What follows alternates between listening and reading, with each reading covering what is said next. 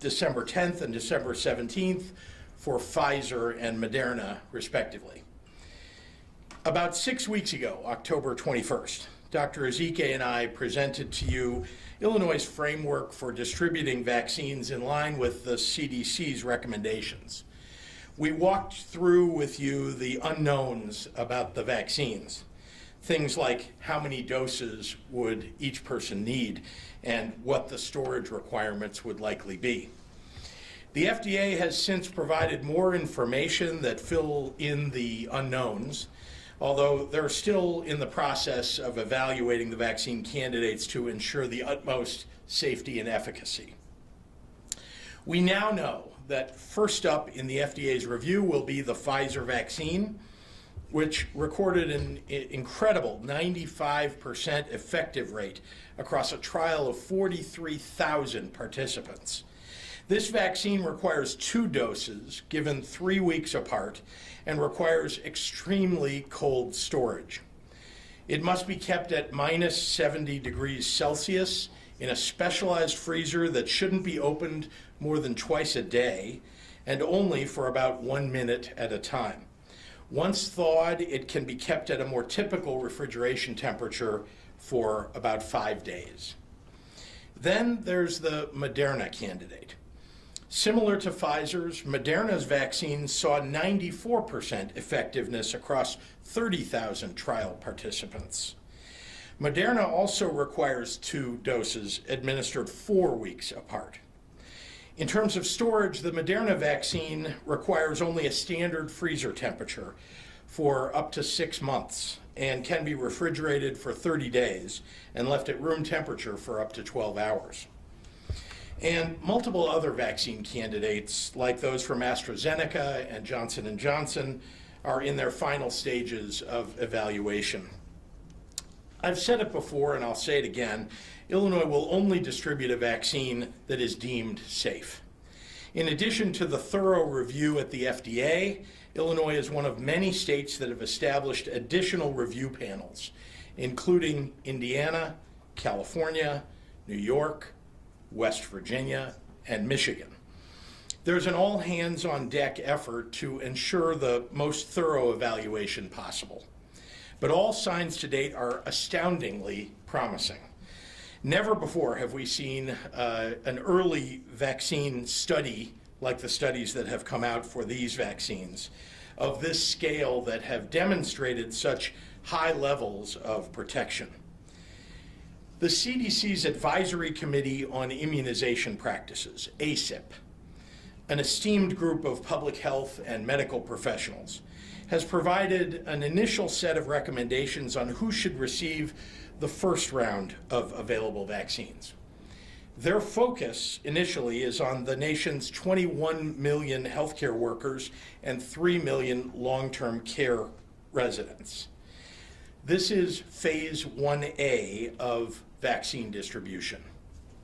The goal here is to fortify the healthcare workforce by removing these most exposed workers from the cycle of quarantine, illness, and infection, as well as protecting our most vulnerable residents. Nationally, long-term care facility residents represent 6% of known COVID-19 cases, but 40% of known COVID-19 deaths. In Illinois, we have 655,000 people who qualify as frontline healthcare workers. That breaks down to about 162,000 in Chicago and 493,000 outside of Chicago. And I'm making that clear because the federal government has decided to deliver to the nation's largest cities, places like Chicago and Los Angeles and New York City, a separate direct supply of the vaccine. We also have about 110,000 adults statewide who live in congregate settings, like long-term care facilities or assisted living residences, approximately 16,000 of whom live in Chicago. The City of Chicago's distribution will operate in tandem with the rest of the state, and we're in communication with city officials as they work to distribute the allocation that they get directly. If the Pfizer vaccine receives federal approval on December 10th, We've been informed that Illinois is currently slated to get 109,000 doses of the vaccine sometime during the week after next. That breaks down to 23,000 to the city of Chicago directly and 86,000 to the rest of the state of Illinois. There will be shipments of more and more vaccine each week following that first shipment's arrival. So although the numbers now may seem relatively small in comparison to our population, those numbers will increase over the subsequent weeks and months.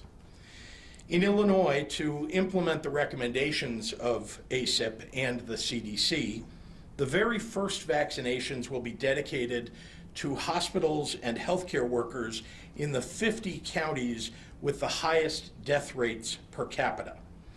And in just a moment, Dr. Zike will dive into the details of that distribution model and how we're assisting local health departments across the state through this process. Some quick math will tell you that it's going to take multiple weeks of distribution to even get our healthcare workers their first of the 2 doses that they require, while also getting to the long-term care facility residents. But remember, nationally, those 2 groups equal about 24 million people. ACIP has prioritized not only healthcare workers and long-term care residents, but also frontline, what they're calling essential workers, including first responders, all those older than age 65, and those who have multiple comorbidities or high-risk medical conditions. And ACIP is expected to soon offer further guidance on the order of those groups after Phase 1A. Manufacturing, distribution, and administering enough vaccine to cover these prioritized candidates will take some time, more than just the next few weeks. We also know that for many reasons, Black and brown Americans have disproportionately suffered deaths from COVID-19 in their communities. ACIP is currently considering specific allocations of the vaccine before expanding to the remainder of the population. And Illinois will account for their expert recommendation in the next tiers of distribution with a focused eye on equity. In other words, this will not be a quick process. With the 2-dose timeline, no single person will be fully vaccinated even by Christmas, and it will likely be months before people with low risk factors for COVID-19 see their first dose. But the very fact that we have this timeline is the result of incredible private sector innovation and longstanding public investment in scientific research. The research capability and technology and good old-fashioned American ingenuity that has helped develop these vaccines is truly something that we all should be proud of. I know that for some people, the same extraordinary timeline that speaks to the power of science may also lend itself to some hesitations. But while these COVID-19 vaccines are breaking records in their development speed, I want to make clear to everyone that these researchers didn't start from scratch. BioNTech, the German counterpart to Pfizer in the first vaccine, was founded over a decade ago specifically to study mRNA technology, the foundation of the Pfizer vaccine. Unlike many standard vaccines, mRNA vaccines don't require any deactivated version of the virus they prevent to produce. That's a breakthrough that allows vaccines to be produced efficiently and affordably in a lab at a much faster rate than in years past. Nearly a year ago, in early January, the University of Sydney professor uploaded the genetic sequence of this virus as identified by Yongzhen Zhang of the Shanghai Public Health Clinical Center and School of Public Health before the virus even had a name. That allowed scientists here in the US and around the world to immediately dive into the work of developing treatments and vaccines to beat the disease that came to be known a little bit later as COVID-19. But years before that, researchers at the National Institutes of Health here in the United States were making major strides in evaluating spike proteins in other kinds of coronaviruses, laying the groundwork for these new COVID-19 vaccines and allowing companies like Pfizer and Moderna to move as fast as they have. It's a true testament to the necessity of continuously investing in science to move us forward. Government investments in science are important, and those investments have consistently paid enormous dividends, as they are with these new vaccines. That we are on the precipice of the first vaccinations, just a year after this virus was first detected, is a true testament to the quality of researchers and epidemiologists and infectious disease doctors that we have. They deserve our gratitude and our respect, and now it's on all of us to keep wearing our masks, keep our distance, and find the patience to allow the vaccines to be distributed so that we can put this difficult chapter in the history books. And with that, I'll turn it over to Dr. Zike, who will discuss some of the logistics involved in delivering the first round of the vaccines. Doctor.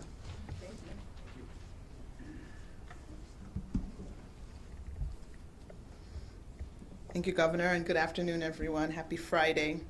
As the Governor mentioned, I will dive into the mechanics of the COVID-19 vaccine distribution for the state of Illinois. As things have changed, we were initially told that Illinois would receive approximately 400,000 doses of vaccine in our first shipment, but as the Governor has mentioned, that has been reduced to approximately 109,000, and we still know that we need to wait for final numbers as we get closer to the date. Regardless of how many doses we do receive, IDPH will be tracking shipments, allocations, and the data to detect any disparities in administration. The initial shipment of COVID-19 vaccines will be received by IDPH directly from the CDC and stored in our strategic national stockpile. We have purchased 20 ultra-cold freezers for the vaccines that will require this special housing. Allocation of these vaccines will be sent initially to the 50 counties, as Governor Pritzker mentioned, that have the highest death rate per capita. IDPH has already notified the hospitals, the 10 hospitals of the regional hospital coordination centers that will serve as the distribution site for the vaccine to the local health departments of those 50 counties. Our local health department partners will then work with the hospitals in their area to identify the high risk and critical healthcare workers for the initial vaccine administration. Also, there is a federal partnership with both CVS and Walgreens pharmacies to directly vaccinate residents of the long-term care facilities. In our state, all but 5 of the long-term care facilities have registered to participate in this process, and we'll continue to work to make sure we get those last 5 facilities registered as well. Once there are more doses of the vaccine from Moderna and maybe other vaccine candidates that are in the pipeline,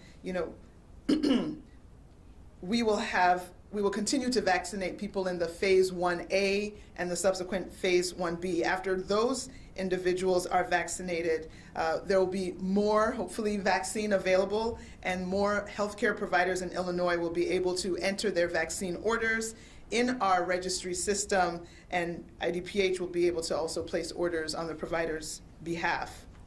iCare is our Illinois Comprehensive Automated Immunization Registry Exchange, and this is a web-based immunization record-sharing application. The application allows both public and private healthcare providers to share immunization records of Illinois residents with other physicians and public health officials statewide.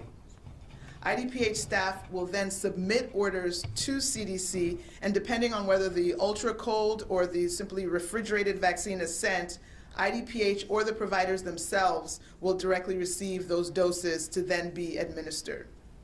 This process will continue until hopefully everyone in Illinois is vaccinated.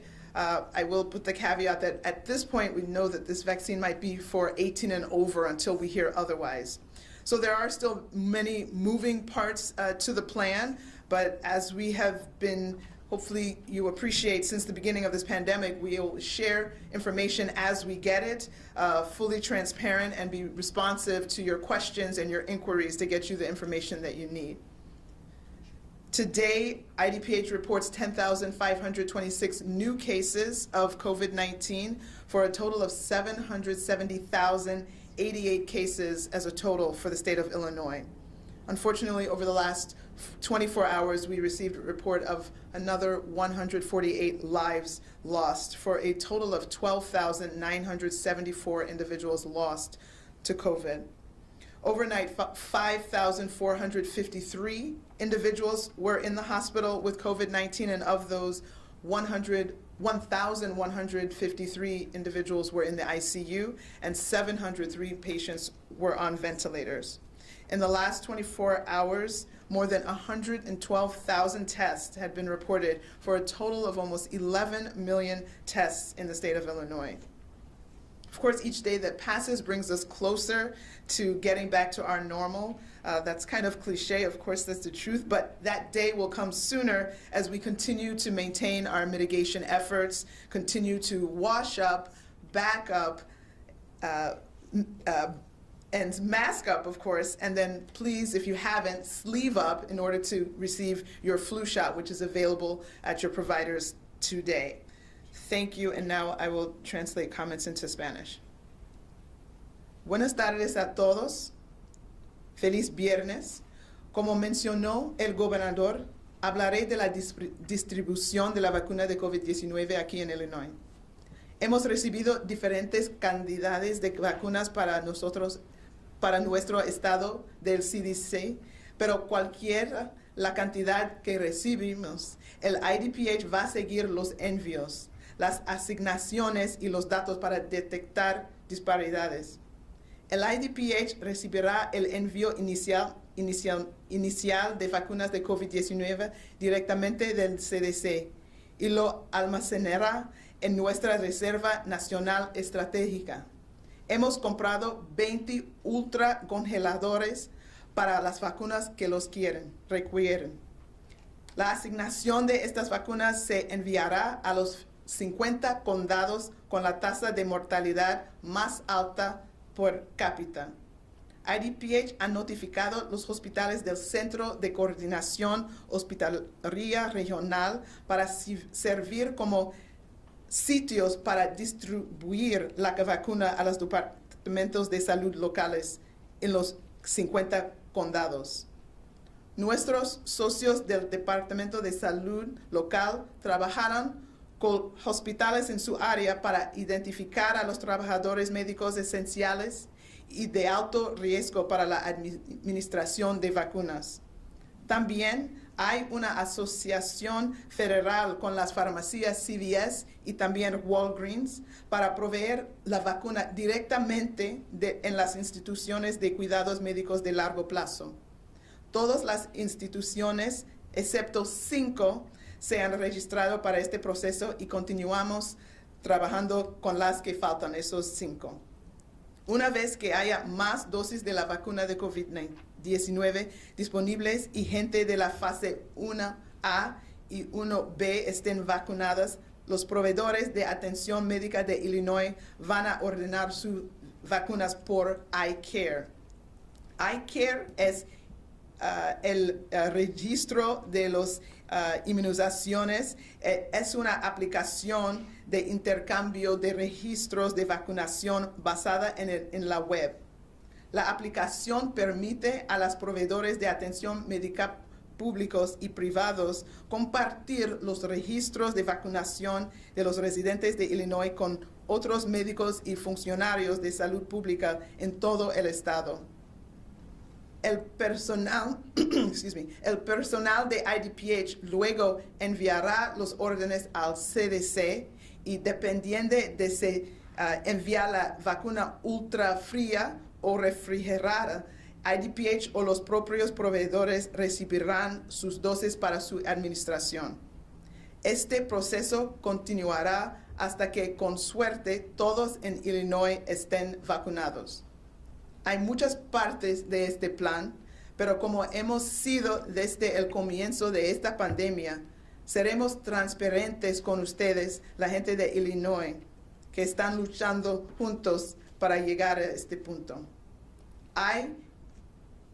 También necesito reportar los números. Hoy, IDPH reporta 10.526 nuevas infecciones de COVID-19 para un total de 770.088 casos en Illinois. Tristemente, esto incluye el reporte de 148 vidas perdidas para un total de 12.974 muertes aquí en Illinois. Los hospitales reportan que hubo 5.453 personas internadas con COVID-19 y entre ellas 1.153 pacientes estaban en la unidad de cuidados intensivos y 703 pacientes estaban en ventiladores. En las últimas 24 horas se llevaron a cabo más de 112,000 pruebas para un total de más de 11 millones de pruebas de COVID-19 en Illinois. Cada día que pasa nos acerca un paso más a la normalidad, pero no debemos dejar en nuestras acciones de mitigación. Sigue practicando los 3 M's. Usa su máscara, mantenga su distancia y lávense las manos. Y todavía hay tiempo, si no han hecho, para vacunarse contra la influenza. Muchas gracias para su apoyo. And with that, I will turn it over to Governor Pritzker. Thanks very much, Dr. Zike, and happy to take questions from members of the media. Governor Pritzker, would you Yes. be willing to get the vaccine shot here during one of your 2:30 daily briefings? Just to show Oh, sure. Illinois is safe. But not ahead of anybody else who according to the ACIP guidelines, should get their vaccine. But I'd be happy to demonstrate to people that I would take the vaccine, as I think any public official should, but they should do it in line with whatever their comorbidities or wherever they fit, if they're a healthcare worker in addition to being elected official, et cetera. And are you making the vaccine mandatory for frontline workers? No. We the are. hospitals, though? 'Cause they We make them no, with but shots. we are sending it to the hospital specifically for the purpose of them distributing it to their personnel. It is up to them to have their personnel line up and get the vaccine Have shots. there been trials at any, I mean, are there sort of doing some practices because of, I've heard that there's sort of a time limit when you open the vial that you must administer it rather quickly? I think what you're really referring to, if I may, is when it gets to a rural community, for example, we're talking about the ultra cold. Just to be clear, I think it's the ultra cold storage requirement that is the thing that people are concerned about. And as Dr. Zike has talked about, and I have too, there are days from the time that it comes out of ultra cold storage to the time that it has to be injected in somebody's arm, 5 days, as I understand. And so we want to make sure that the counties, as they're picking up their allocations, have a plan for distributing the proper number. By the way, these regional healthcare centers that are holding on to the vaccine for them in ultra-cold storage, which we've enhanced their capabilities, I might add, at the state level to those hospitals. But we've allowed them to keep in the local county governments, public health departments, to keep their vaccines in cold storage until they need them and want to distribute them. So they don't need to take them all and then have to worry about whether there's going to be spoilage. They do only want to take out of the ultra cold freezers, though, what they will use. Why were those 10 hospitals chosen? I'm assuming it's geography, but also they have the storage.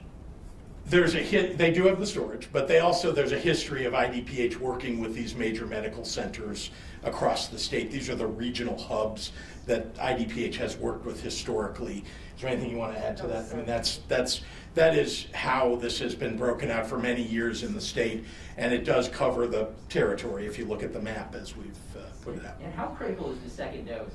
And how are you going to how are the providers and the state going to keep on top of people getting that second dose in a timely fashion? Well, the providers certainly have some responsibility here, right, as they're injecting people to make sure that they know what the next appointment is for them to come back. And then it's up to individuals too, right? You can't force somebody to show up, but I think everybody will want to. And so there's going to be a reminder system, I'm sure, by providers to their patients as they're administering the first dose. You have to have the second dose from the same provider that you got from the same manufacturer as you did the first dose. So if you got the Pfizer vaccine on dose 1, you want to get the Pfizer vaccine on dose 2. Can you give us any further information on the equity element of Black and brown communities? I mean, you've obviously talked about the 50 counties that have the highest death rate, but what does the other component of that look like? So that's something that the ACIP, right, which consists of, in addition to just regular old, I don't know if you can say regular old when you say epidemiologists and experts, but in addition to them, they're bioethicists who are involved in ACIP. And so we're looking for their guidance about that. We also have a pretty good idea in the city of Chicago and across the state of Illinois where the communities are, where if you want to address the inequities for Black and brown communities, where those locations might be. And then the doctor and IDPH are looking at the possibility of allowing local health departments to use mobile facilities for the distribution of vaccine. But again, we're looking for the plans from the 96 of the 97 local public health departments, the 97th being Chicago, and they have a separate allocation. Those plans have, nearly all of them have been submitted to IDPH already, right? We're down to about 8 local health departments that haven't yet submitted their plans. And then they will be tasked with picking up the vaccine and distributing it within their counties. They know their counties better than anybody else. How do you describe the historic nature of this venture, and has the state ever had to undertake anything of this magnitude before, logistically? I'm not sure I know. I've been in office for 2 years. I can't tell you the entire history of the state of Illinois and its distribution of. I can just say, I don't think at any time, even during the last pandemic, there was anything quite like this, right? There wasn't a vaccine that was being distributed like this and in such quick fashion, too. So this is unprecedented. I mean, like everything else in 2020, this is unprecedented, and I'm very proud. I'm very proud of this country, of the researchers and doctors and epidemiologists and all the work that they've done. I've stood up here how many times? 130 times at press conferences during this year, and I've talked sometimes about my prayers, our prayers collectively for the researchers, because all of us know that we're not going to get past this without either an extraordinarily effective treatment, which we haven't yet seen. We've seen some good ones, but not extraordinarily effective, or vaccines. And I think the prayer that we could have vaccines in relatively short order seems to have been answered. And I really credit the researchers and the people who are on the front lines, the people who are experimenting, doing the science, and have done it for a decade up to now that has allowed this to be such a quick turnaround time for a vaccine. If more Illinoisans get the vaccine, is that a quicker way to get back to Tier 2 mitigation? Yes. Get to that lovely Phase 5 we've all been dreaming of? Yes. Dr. Zike, any advice for pregnant women, whether or not, especially pregnant healthcare women, should they take the vaccine? No, there are still questions that are unanswered, and I am not the one to make the final call. We're waiting for data. That is a specific group that we need to have information on in terms of pregnancy. We have to see if the FDA says that there were enough pregnant women. Usually pregnant women are not included in these kind of trials. So if it turns out incidentally that somebody who got the vaccine was pregnant and they found out subsequently after they were enrolled, we might have data, but it might not be enough people of that category with which to make a decision. And so for that, the guidelines that may come out might say that they would be excluded. Again, much to be learned. We're also, we know that, for instance, what do you do with people who've had COVID? Does that mean they don't need the vaccine? So I think we've heard that, if you're within 3 months of having the infection, we think you don't need the vaccine, but potentially if it's been more than 3 months, you might still, and they might say it's 3 to 6 months, because we have information in the literature that, 3 months you're protected, maybe it's up to 6 months. So again, some answers that we're still waiting from both the FDA and the CDC to give us us additional guidelines. Dr. Zike, a number of our listeners called this morning. They want to know if there's stronger doses for certain age groups. Because when you get the flu shot, if you're a senior citizen, they give you a different dose that's more potent. Right. Is that apply to COVID? No, that's a great question. So we don't have that at this time. There's only one dose, and initially everyone is getting those same, dose 1 and dose 2 look exactly equivalent. I know some people were asking if it's a different dose and then a higher dose. They're both equivalent doses, and so that is what we have, and we don't have a different formulation that's for any specialized population at this point. Again, there might be further updates in vaccines that will be tested again to determine if there's a different need, because we do know that seniors do have, maybe over age 75, we know that they have a harder time making those antibodies. So that's the rationale behind the flu shots, which have, you have a hyper flu shot, if you will, to help them boost, to create that immune response. You know how long it's going to take 1A to get completed before we move on to 1B? I mean, the healthcare workers, the long-term care residents, how long that's going to take? Yeah, so 1A alone, again, we want to try to get that done, obviously as soon as possible. It's going to be probably limited by the vaccine allocation that we get. And it depends if that second vaccine makes it through the FDA approval, because then that gives us more vaccine to be working with. So, and then of course it depends on the willingness of the people who are in the 1A to get it. But in terms of getting it to everyone who wants it, I'm hoping we can get through that within 4 weeks, a month or so, and then get to 1B, which is a much larger group, I think, and it's going to take a considerable amount of time. It will take many months, I might add. I mean, to get, when you get beyond 1A, and I wouldn't even say, for me anyway, when I read the data, and I would defer to the doctor, but I will say that I wouldn't put a time limit on it, because it's very hard to tell. We don't know when Moderna is going to be approved. We don't know when Pfizer is going to be approved. We know what the dates are for the meetings, and we hope December 10th is the date for Pfizer. We hope that a week later, 10 days later, Moderna might be approved. And if then you get a certain number of the manufactured vaccines that they've already manufactured in hope that it will be approved. And so, I'm sorry, so the amounts of vaccine that are available are really dependent on a lot of things that are completely out of our control. Doesn't it help that the vaccine being stored in Kenosha, some of it already? Yes, of course, although it's not like we don't have mass transit and, and airports and airplanes that can deliver things relatively quickly, but yes, of course, knowing that there's a warehouse near Kenosha, as I understand, that might be holding Pfizer vaccine is great news for all of us. Can I ask you about cannabis sales? The revenue is booming. Is this roughly what you expected? I don't know that we knew exactly what to expect. We made projections early on. It appears to me that this exceeds many of the projections that were made early on, but the industry is doing well. There's much more that needs to be done to build out the industry, as you know, and we're going to continue to make sure that happens. In fact, part two of that question, the industry says the state is leaving a lot of money on the table. I heard that. Yeah. Because of refusal to allow the companies to move medical dispensaries to sell. Why not allow this, and are you open to discussions? Always open to discussion, but understand that there was a bill back in May that would have allowed that.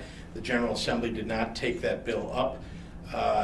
The bill also would have clarified some of the rules around social equity licenses. I want to speed up making sure that the social equity licenses get out there. And I have worked with the Black Caucus to make sure that we're doing that as expeditiously as possible. But those things would go together, the expansion of the medical provider's ability to have a second location. I know everybody would say, well, we're leaving money on the table. Why not give out all the licenses? Well, as you know, there are reasons why the General Assembly wrote a bill that has ratable amounts over the course of the next several years as they roll out the industry. And I think they've done it well, I might add. One from Mark Maxwell. He's asked me to ask you, your office says the USVA offered an infection control expert to the LaSalle Veterans Home on November 9th. Why did she 19th. It was only now November- just arrive It was on November site? 19th, not 19th. Either way, why did she not arrive on site on November 30th? What took so long to implement that health? I'm sorry, you're talking about DPH? Can you just Your explain? office says the USVA offered an infection control. The USVA. So, yeah, let me respond to that, because I know that the Congressman Kinzinger is out there pushing that story. Yeah, honestly, I'm unclear. I don't think anybody's clear about what the congressman is referring to, because the DVA and the U.S. Veterans Administration have been in regular communication from the very beginning here, starting when there was an outbreak, and there's been a good working relationship between those two organizations from the outset. The USVA offered the state help with PPE and infection control. We took them up on it. On both of those offers. And at the end of the month, they offered a consultant to come in and review protocols, the end of last month, I might add, to review protocols at not just the LaSalle home, but all of our homes, and we took them up on that as well. In fact, more so, we asked them for assistance in all of our homes, and they've been providing it. So, I mean, I would say it is funny to me that the congressman is attacking on this point when he voted against funding for our state veterans' homes. And that would have been very helpful to us in keeping them safe. All right, we got to get online. You have one more, Marianne. All right, did the on-site infection control expert have COVID, and that's why she was late, or he or she was late in arriving? I haven't heard anything like that, no. All right, that's the question. John O'Connor at the AP.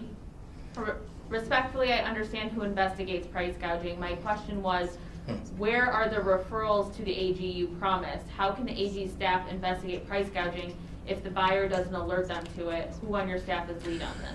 Well, I want to just, maybe we need to level set, John, because I know you asked this question a little bit yesterday. We did the work on the front end. You know, we had offers coming in to sell different kinds of PPE, particularly masks, on the front end, and they were certainly high prices. Some of those prices that were being offered to us were higher than others. But all of them, or most of them rather, were in line with what other states were being offered as well. So when we saw $5, $6, a $7 N95 mask, you also heard Governor Cuomo talking about the fact that that's what it was costing New York, and that's what it was costing Ohio, and that's what it was costing other states. And that's one of the consequences of having no national strategy and having not invoked the Defense Production Act, is that the market price, which is not defined as a gouging price. A market price is whatever the market will bear. The market price went up. That was shocking to everybody, because when you're paying $5 for something that a year earlier would have cost you, or even months earlier would have cost only maybe 95 cents, just surprising to everybody. Where there was price gouging, and we saw an instance of this where, there was an offer to us at a ridiculously high price at a moment when we needed an N95 masks, and there was fraud involved in that situation, and we did refer that situation not just to the AG and to the ISP, but also to the federal government. Indeed, the federal government was helping us to monitor for those kinds of fraudulent situations. So there was a lot going on in that market, and wherever we saw anything, if we saw something that we could identify as price gouging, we referred it. You heard me talk about it here because I wanted to make sure that anybody that was out there that was thinking about price gouging the state of Illinois would know that we would send it to the authorities. There are 200,000 fraudulent IDS unemployment claims. This is from Gretchen. That have been filed. Why is this happening when there is a massive backup? Would you consider holding a special session to discuss IDS backups and the cause of more than 200,000 fraudulent unemployment claims? So I can tell you that there are massive fraudulent unemployment claims because there are identities that have been stolen in every state, and applications made on behalf of those people. I know people that's happened to. So that's something that, whenever a crook sees an opportunity, they're going to come forward. Some of these folks have are people who have hacked into, let's say, Experian or a number of retailers' systems, stolen millions of identities, and then they hold on to them for some long period of time, not using them so that they can sort of spring them at the right moment. So that's one of the causes of the fraud. And as to hearings about IDES, we've been very transparent, happy we've been at hearings, we've had our IDES director at hearings to respond to the General Assembly, working groups of the General Assembly. There's a commission, as you know, that oversees the work in response to the pandemic. And so we've responded to that by sending our IDES folks. But I also want to point out that Illinois is not unusual in this regard, that literally nearly every state has had not only massive amounts of fraud, but huge delays that have occurred as a result of the massive influx of applications for unemployment. You can see there are plenty of articles about those many other states. Indeed, I think it's 47 states that have reported massive delays by weeks. Illinois is maybe in the middle of the pack in terms of its responsiveness, but to dealing with this. And we're trying very hard to overcome backlogs that exist, but we're constantly overcoming that backlog. So there are callback systems and other systems that have been put in place over the course of the last 6 months that are really helping us to make sure that people get their unemployment on time. Dave Dahl, WTAX. You recently talked about Midwest governors, and now the governor of Ohio is facing possible impeachment because of orders similar to yours. How close are you to being impeached? Is that a real question? I don't know how to answer that. I have a strong approval rating in the state. I think I've done a good job. I know that there are people who run around every day trying to file lawsuits, the snake oil salesman that we've talked about before, and trying to gin up opposition to our effort to fight COVID-19. And all I can say is that we're doing the right thing. The courts have affirmed the things that we're doing. That the best experts in the country are affirming the kinds of mitigations that we've put in place. So I don't know what to say. I have talked to the governor of Ohio and the other governors in the Midwest, and we have shared best ideas with one another. I have to say that we may be on the opposite sides of the aisle, Governor DeWine and I, but he has, he has had good ideas, implemented them. I think he's been one of the leaders. So I'm sure there are people who don't like him and are trying to remove him from office, mostly in his own party. Jordan Elder, WICS. Region 3 has the lowest percentage of available ICU beds across the state right now, and only 20 ICU beds are available as of yesterday. They covered 18 counties in that region. Will the state get involved if beds run out, especially with a post-Thanksgiving surge possibly on the way? In many ways, we already are involved. That is to say, with every hospital, we are being responsive to them. They call us for help when they need it of any sort. We're going to continue to monitor those ICU beds. Thank goodness, if you look at the numbers, and I look at them every day, the ICU numbers are coming down mildly across the state. The hospital beds overall have come down about 15% off of the peak so far. I'm not saying we should celebrate anything because we still have to get through this period that people have talked about as a surge upon a surge. But I'm always hopeful when I see the numbers going the right direction. Marty Pike at the Daily Herald. What if significant numbers refuse to get the vaccines? Will that endanger the rest of the population? I'd rather defer to the doctor about this because it's a question about herd immunity, I think. And, yeah. Oh, sorry. So I think I spoke about this. Obviously, it's a collective approach. All of the efforts that have been needed to control this pandemic have been a collective response that's been needed. We know that if you wear a mask, that's great, but if two people interacting wear a mask, that's much better.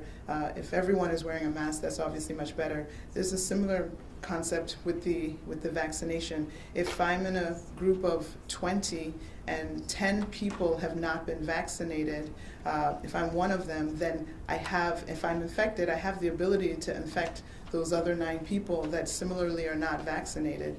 But if 19 other people in my 20-person circle, and of course we're not supposed to be in groups of 20, then none of those people are susceptible. And so even if I do have the infection, I can't transmit it to anyone. So every single person that gets vaccinated helps us get closer to a point where our community is safer. Every single one helps. The more we get, the better we are, the less virus can move around because it's struggling to find anybody to infect. And so that's the concept. We're not sure about this percentage in terms of how many you need.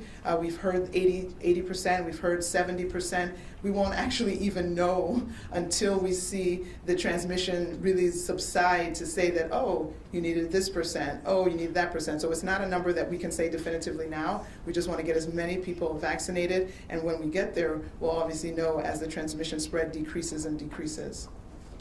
Kelly Bauer at Block Club for Governor Pritzker. There's a surge in new cases, but the jail population has remained higher than it was in the spring. What are we doing to protect incarcerated and detained people? Why isn't there a more visible push for release? Just so I understand it, I think that when you say the jail population, I don't know if she's including the prison population in that. I think that is not the case, I might add. Prison population is down.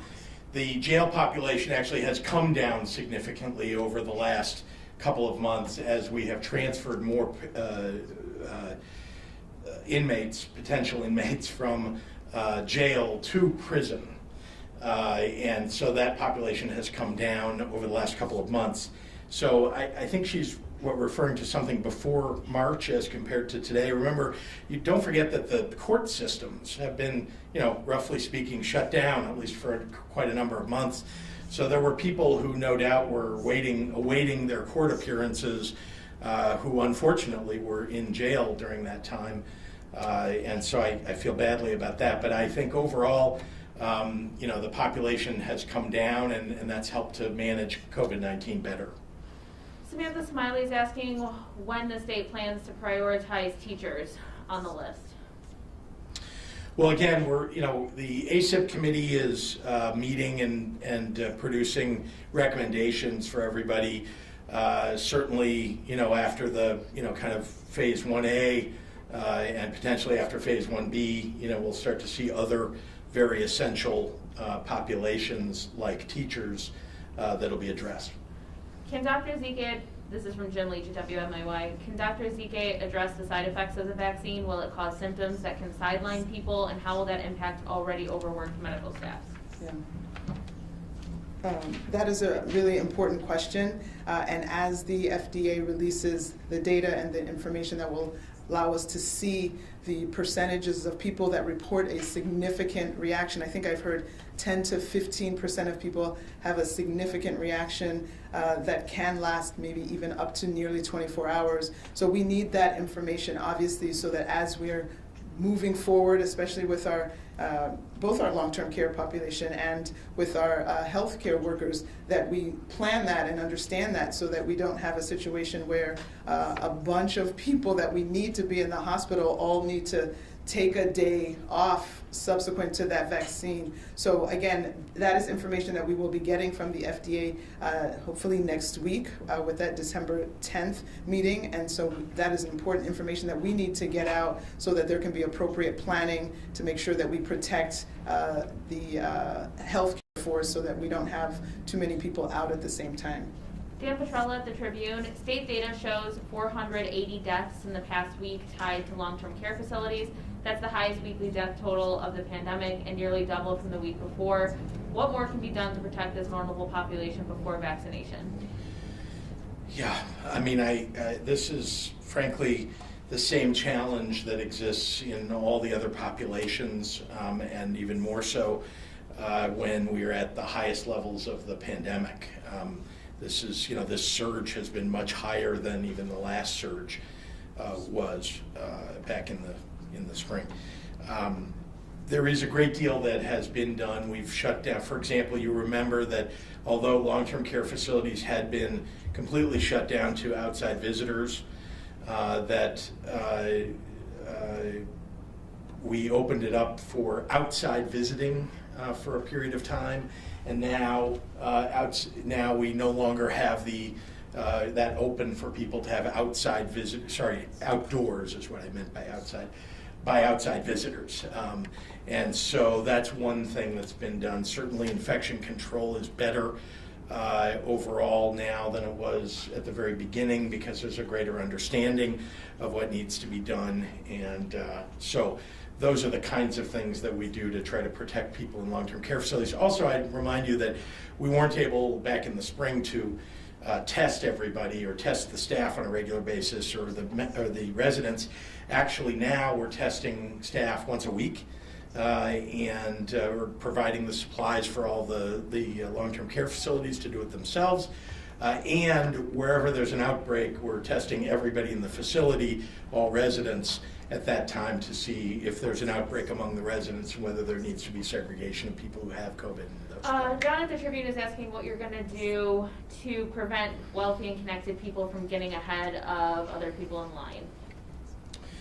Well, the first thing we've done is that we've set parameters. We are setting parameters. ACIP is helping with that for who should get the vaccine. And then we're requiring all of the 96 local public health departments to follow those parameters with a plan that gets submitted to IDPH and then approved.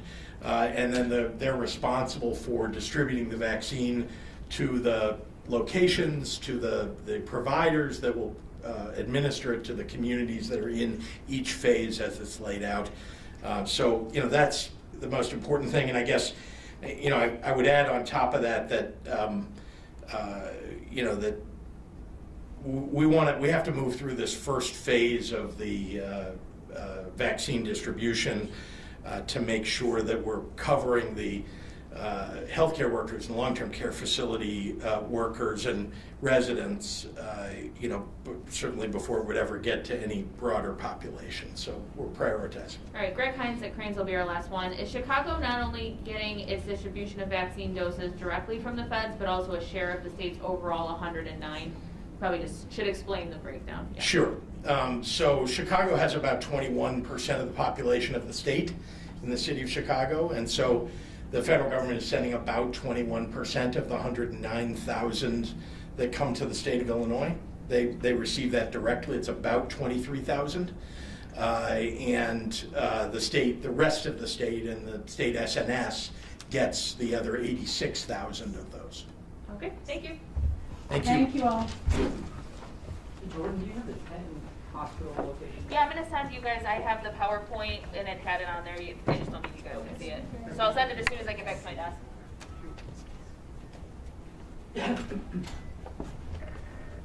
Okay, Sloan, don't knock anybody out.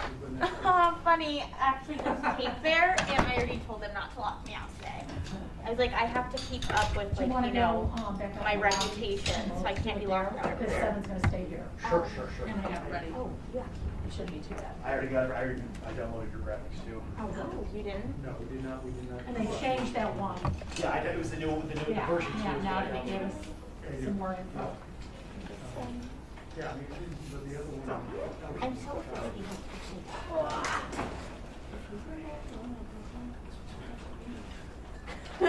What?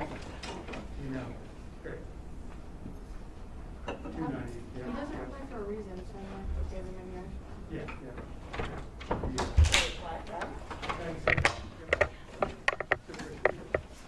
Keep it open. Sloan, do you guys have anything going on in here?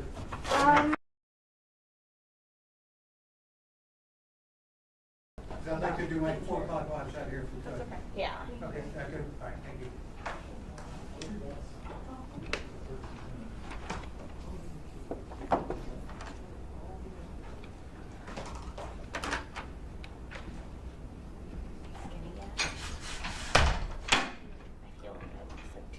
Hey, this is Rick. How's it